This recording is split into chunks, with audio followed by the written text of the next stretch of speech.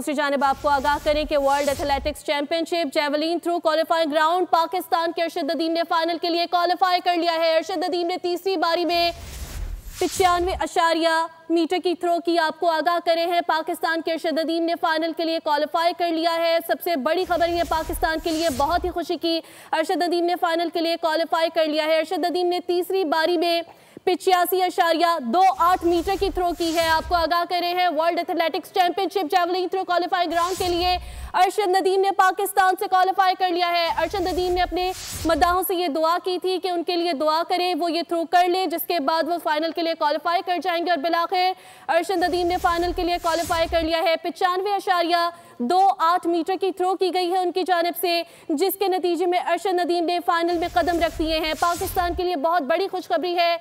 अरशद नदीम ने पहले की तरह इस बार भी पाकिस्तान का सर फख्र से सरहुरू किया है। वर्ल्ड एथलेटिक्स चैंपियनशिप में अरशद नदीम ने 85.28 मीटर की थ्रो की है, जिसके बाद वो फाइनल में कदम रख चुके हैं। World athletics championship javelin throw qualifying round Pakistan के अरशद नदीम ने फाइनल के लिए क्वालिफाई कर लिया है।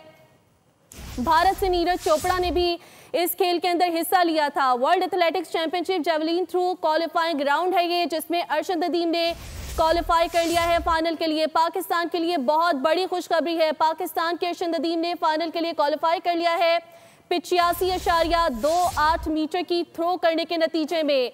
आपको आगाह करे हैं अरशद नदीम ने इससे कबल भी अपने मद्दाहों से ये दुआ की थी कि मेरे लिए दुआ करें। सब्सक्राइब करें और बेल दबाएं ताकि कोई खबर रह न जाए।